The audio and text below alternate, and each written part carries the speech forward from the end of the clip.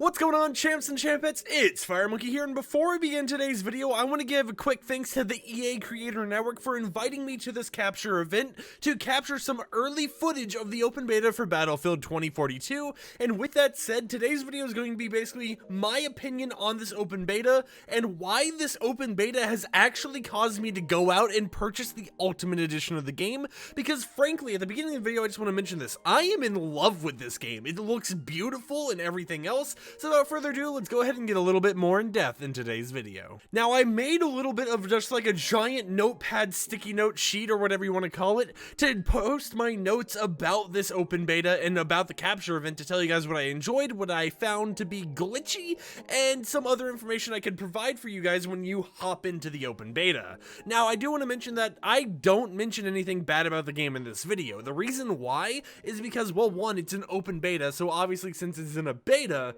there isn't really that much to say that's, you know, bad about the game because everything's subject to change. But what I did mention is the glitchy side of stuff, because while a game can be good, while it can be enjoyable, there's obviously going to be glitches that could make the game feel a little bit more annoying at some points, and I consider these glitches to be the bad part of the game because, in all honesty, from what I played, I was super excited. I loved it. Like, I found it really fun and just really interesting to be able to go to all these different locations and stuff. So with that said, let's start off by talking about what I enjoyed. So firstly, the game just looks beautiful. I found myself stopping every so often to just take images of the scenery, because even though it's a capture event and even though I'm under like this embargo, which by the time you see this video, the embargo is ended, I'm able to share that content once the embargo has, well, ended, which is why you're even seeing this video right now. And I just kept looking at everything because the green grass, I don't know why this was like my main focus here when I saw the graphics. The green of the just nature popped out amazingly to me. And now I do want to mention that this is recorded on a PC that has a 3070 GPU and an i9-10900K, so you're not going to get this exact same graphic experience if you might be playing on like the original Xbox One, where there's obviously that like limitations due to the actual components in the software. But on PC, on my computer, the game just looked beautiful. Not only did the game look beautiful, but the gunplay felt smooth as well. Gun accuracy felt really, well, accurate to the gun you were using, because, you know, if you're using an assault rifle, it's going to be more accurate than if you're praying and spraying with an SMG, and that just made the guns feel really nice. Some guns, you know, I didn't want to use because, well, one, the sniper, I'm not really a sniper type of guy, that's someone like my friend Rexium, and two, the SMG, which I did try and play a little bit with, is not really that good at a long range, which is what I typically end up doing. I typically go to these capture points and I sit there, try watching long range with a very high scope, and try getting people that way just by spraying them down with like an assault rifle or something like that. Not only this, but the drop off of guns was fun to learn so that I could figure out the perfect way to angle myself in order to shoot someone. And I just felt that it really was like accurate here. Like, it just felt really good, but then again, it's always felt good using guns in a Battlefield game. Now, next up, we gotta talk about gun attachments. I felt that attaching different like modifications or whatever, scopes, magazines, felt really well done, because, you know, normally in a game, normally in like previous Battlefields, and I will put this here, I've only, like, the last Battlefield I really played was Battlefield Hardline, and I ended up, you know, falling in love with this open beta. But the only actual little like thing that is different here is that instead of creating your loadout before you spawn in, you can modify your loadout. You can modify the gun on the run. So you, for on PC, you hold down the T button. I'm running around, I'm still sprinting forwards, and I'm over here swapping the scopes on my gun, swapping the magazines, swapping the grips and all that stuff to make it better for the situation I'm currently in. And I found that super crazy and just like super good, because I don't remember a time when a game has ever done this, if a game has ever done this, and it was really fun to just take advantage of and use. Not only this, but we also had weather effects, which are insanely cool. So during this creator capture event, we had two different effects. We had tornadoes and bad weather. Now, bad weather was more common than having a tornado in your game, and of course, if you had a tornado in your game, well, you had the bad weather as well. But tornadoes were just super fun to the point where me and other content creators who were in the same server just started parachuting in the tornado, you know, just spinning around, and while we were taking damage from it, and it did glitch up our HUD, which is very nice aesthetic, it was just so much fun to just fly around and just be in a tornado, because, like, who knew? You know, In a game with the objective of capturing points and on a giant map with 128 players, who knew you could just have so much fun by yeeting yourself in a tornado? And not only could you yeet yourself in the tornado, you could bring a vehicle, you could bring a tank into it, and you could just have the tank get yeeted by this tornado. And overall, it was just super fun to witness and experience. And I can't wait to see what you guys end up making with it. I expect some like crazy trick shots to be done with that, because like honestly, you're still able to shoot while in the tornado. So imagine someone like flying a little bit of distance away from the tornado, getting flung or whatever, and then just pulling off some insane like 360 sniper shot all the way in the air. But in my opinion, tornadoes are just awesome, and I'm so excited to see what other weather effects we might get in this Battlefield game. And now, one thing that I've seen people kind of be speculative about is the specialists in the game. So one thing that is super interesting is from this open beta, we had 4 specialists to use, and I was like, so if I use this, I'm gonna have like these crazy differences, right? Not really. The only differences were really like, oh hey, you have a different thing. Like if you're this specialist, you had a drone, but if you were this one, you had a gun that you could long range heal your teammates with, because you shoot them and it like just injects the stim in them and slowly heals them up. And I felt that was really cool, because it's like, while yes, there are these characters that you might have to actually have equipped in order to get their special benefit, if you find a character you like, all the outfits or whatever that they release for that character, because I think there's going to be outfits in the game based on, you know, me purchasing the Ultimate Edition and the benefits from it, are going to, well, be usable by that character, by the aesthetics you like.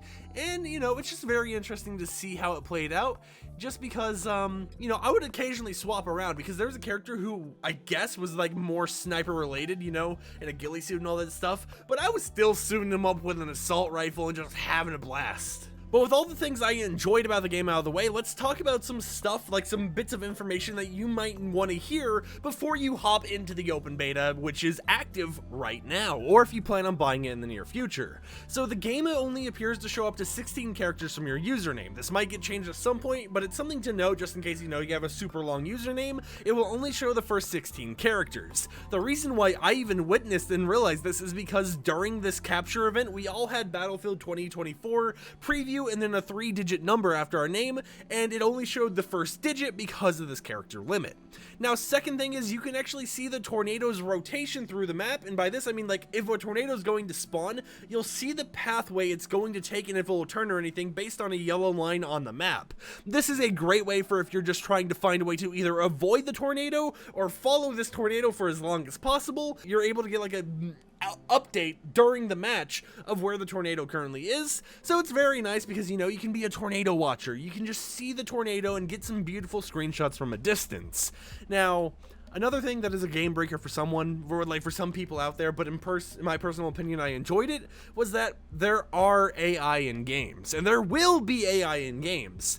But as players join, they will replace the AI that's in the game. And since, you know, there's going to be 128 players per match on PC, Xbox Series X, and PS5, of course you're going to get the occasional AI at the start of a game, but people can join mid-match, they can join at the start of a match, and it will take one of those AI slots, take that AI out of the game, put the real player in, and it felt really smooth. Now, obviously, during this capture event, there were more AI than you'll probably experience during the open beta, or when the game officially releases. This is just because, well, it was a capture event. It was invite only. Not everyone, there's not the giant pool of people in it. So, you know, expect not to see that many AI, but still don't be surprised if you see an AI or two in your matches.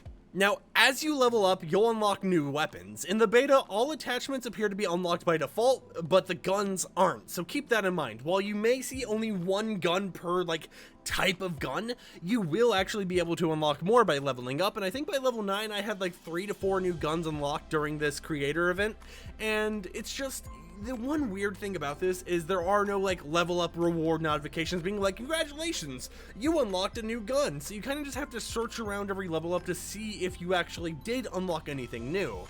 Now, most likely this will be changed in the full release and you'll be able to see what you unlocked, but overall, The guns are really interesting, and I can't wait to play further into this actual open beta and see what other weapons I missed out on during the creator event.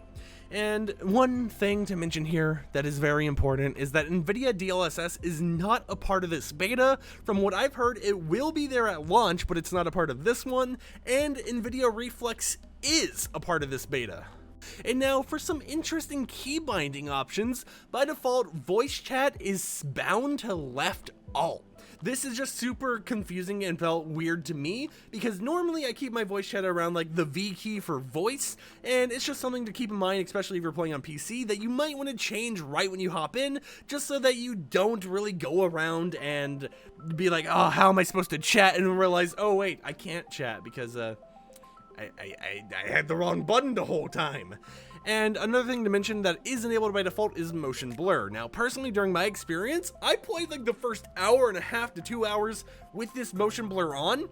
It felt smooth. I didn't realize I had motion blur on. I was just so like engulfed in how beautiful this game looked that motion blur didn't affect me at all, but by default it is on and it has a little bit of a slider on how effective it is. I think by default it's at like 50%, but that's something for you to mess around with, figure out if you want motion blur, don't want it, because this is one of the weird cases where, especially if I'm just looking at nature, it might be useful for me to have it enabled. And finally, for the info before we go into our glitchy bits of stuff, this is a beta, so expect bugs and glitches. Be sure to document these, report it to the developers so that they can get fixes done before the launch of the game, and there might already be some fixes done for the game because we don't know how far behind this build is from the build they currently have in the studios. And now if you watch this far into the video and you are on PC, here is a code for the Origin launcher to get access to the open beta. I was given a few of these codes to give out to my friends, my family, my community here, so I thought, if you watch this far in the video, you really liked my opinion on the game, you just wanted to find something to talk about when it comes to my opinion, here's a code for the game. The code only works on PC, and if you're viewing this like a year from now, the code probably doesn't work, but I just want to get someone out there who might not be able to access this open beta, access to it early. So there's a little code for you, and with that said, it's time to hop into the glitchiness. And this, I didn't really have much I found glitchy. There were a few things, and one of them was pretty annoying, but other than that, there was nothing really that annoying from the glitches I experienced. So the first one is that ragdolls can somehow glitch out due to the terrain. I had this person who I eliminated who was hiding in like a bush, and their ragdoll, I guess their arm like clipped into the ground or something, it just bounced them upwards, and I just watched them roll down a mountain. If I find the clip and I'm editing this video and I put it in right there, I'll make sure to put it in, but when I was trying to find it the other day, I was having trouble actually finding this specific segment of the clip because I have like 4 hours of footage to work with, but it's just a little gimmicky thing that I actually kind of found kind of funny. I love when ragdolls mess up. Next up, parachutes sometimes won't despawn until you get close to them because, you have the parachute, you can glide down and all that stuff, but let's say someone's at like the edge of your render distance of where you can currently see in game. There's a chance that once they're done, they'll be able to walk away, they won't see their parachute anymore. You will still see the parachute because the game just never decided to hide it. This is something that most likely will be fixed in the future, but it is a weird thing that when you get close to the parachute, it just floats downwards. It just goes down like if someone was still on it waiting for you to get close to them. And then it's time for two bugs that I felt were a little game messy. The first one is related to the tornado. As I mentioned earlier in today's video, the tornado actually glitches out your HUD, which is a great aesthetic. It's really cool because, you're in a tornado. The ability of your HUD, if this is connected to some internet or something, probably isn't going to be great in real life, so it makes sense for a tornado to glitch out your HUD. However, in my first experience with the tornado, it glitched out my HUD for the entirety of that match, meaning that I could be somewhere else, like me on the other side of the map, tornado's already gone, and I would still have this little like system overloaded or system shut down effect on my HUD. It would keep flickering and stuff, and it's a little annoying, but it's just one of the bugs out there that will be fixed in the future. And then next up, when you jump out of a plane, there's a chance you'll either get stuck inside of it, which if you get stuck inside of it, you can actually see the other people who are sitting in the plane. You'll just be in like the cockpit area, it's just kind of a weird situation. Or you could end up riding on top of the plane. Now, I haven't taken any like unnecessary fall damage from riding on top of a plane, but it is just some weird locations for it to decide, yeah, we're gonna put you here. And it's just something that if you have an experience with you where you get stuck, just hop back in the plane and then try hopping back out of it, and that should fix it. Overall though, this is a really cool game and I'm 100% planning to play it a lot during this open beta, and when it officially launches in November. I'm pretty sure it launches in November. I know they like delayed it or something, so I'd probably have to go back and look at it. But if this video was informative, consider subscribing to never miss anything I upload. I talk about video games, I talk about random news or topics that I feel is fun, and this is just a channel where, you know, I like to just talk about stuff. But with that said, my name is FireMonkey and I'll see you guys on the battlefield. Peace out.